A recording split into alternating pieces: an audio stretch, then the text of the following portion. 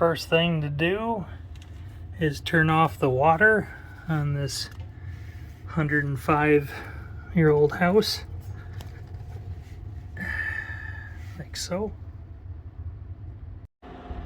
Second thing to do, go to the water heater and flip that breaker off.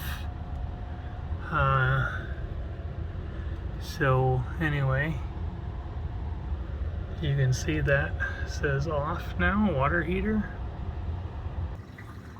Second thing to do is, if you don't already have a hose on the bottom of your water heater, you can attach one and then open that baby up like so, and you'll see that this is draining. It'll drain that water heater right on down,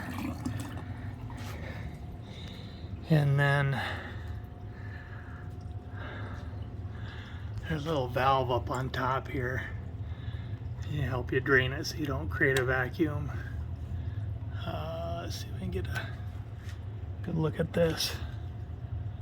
I'm sure that has a name right there. Pop that up so it can drain and not create a vacuum. Then I'm going to take this upper plate off and the lower plate down there where I have access to my elements. This little device here is called a circuit alert.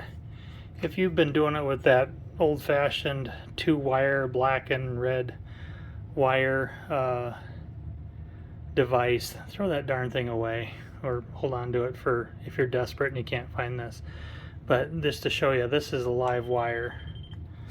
So then we take that over here, and where it matters, we're going to check this. This is dead. Otherwise I'll wake up sometime tomorrow if this was wrong. If I wake up.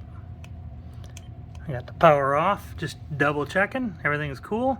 Now I'm going to start taking elements out.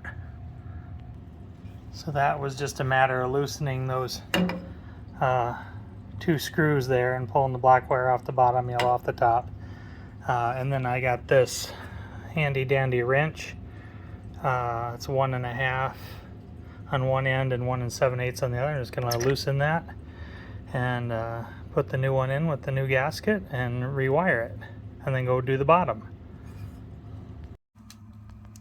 These are the elements I pulled out.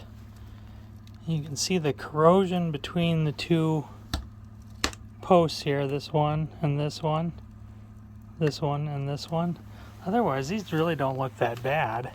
Usually these look like lemon lime freezer pops when you pull them out, just absolutely covered in lime scale. These don't look bad.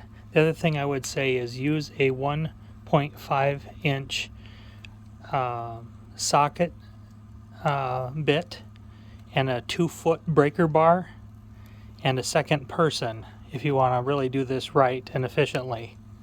That's way better than that wrench earlier in the video.